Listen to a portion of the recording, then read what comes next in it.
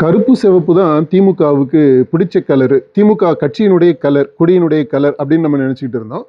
இப்போ அந்த colour scheme கொஞ்சம் மாறி இருக்குதுங்க. தேர்தலை முன் வச்சு இந்த தொகுதிகள் மேலே பூசப்படக்கூடிய அந்த கலர் சிவப்பு, ஆரஞ்சு, இளம்பச்சை, அப்புறம் அடர் பச்சை, இப்படி 4 கலருங்க. தொகுதிகள் எல்லாம் அவங்களுடைய அந்த வெற்றி வாய்ப்பை அடிப்படையாக வச்சு திமுகவுக்கு வெற்றி வாய்ப்பை அடிப்படையாக வச்சு 4 வண்ணங்கள் பிரிச்சிருக்கிறாங்க. சிவப்பு அப்படின்னா ரொம்ப டேஞ்சர், கஷ்டப்பட்டு ஜெயிக்க வேண்டியிருக்கும், அங்கே தோத்த தொகுதி அது. ஆரஞ்சு டஃப் ஃபைட் இருக்கும், போட்டி போட்டு ஜெயிக்கணும், முட்டி மோதி ஜெயிக்கலாம். இளம்பச்சை வெற்றி கிடைக்கும், இன்னும் கொஞ்சம் முயற்சி பண்ணணும், அப்போ கொஞ்சம் லீடு அதிகமாகும். அடர்பச்சை வெற்றி உறுதிங்க, ஆனால் உறுதியான வெற்றி அப்படின்னு சொல்லிட்டு சும்மா இருந்துடக்கூடாது இல்லையா?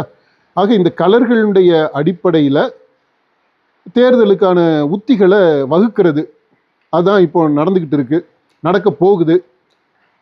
உத்தி என்னங்க பெரிய உத்தி, இந்த வியூகம், இந்த ஸ்ட்ராட்டஜி அப்படி இப்படின்னு சொல்கிறது.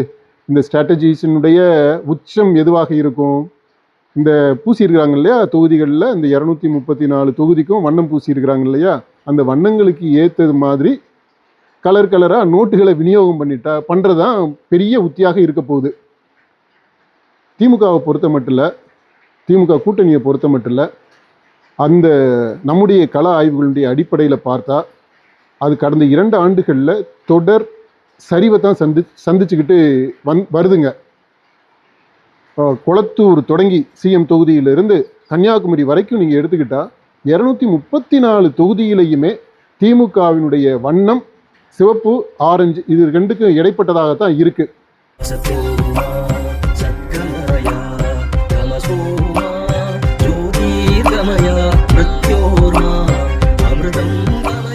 இதோட தொடர்புடையதா இன்னொரு காணொலி இருக்குது. அது இந்த வைகை செல்வன் பேசினார் இல்லையா, திமுக கூட்டணியில் ஓட்ட விழுந்திருக்குன்ட்டு, அது தொடர்பான அந்த காணொலி. அதை பார்க்கறதுக்கு மறந்துடாது.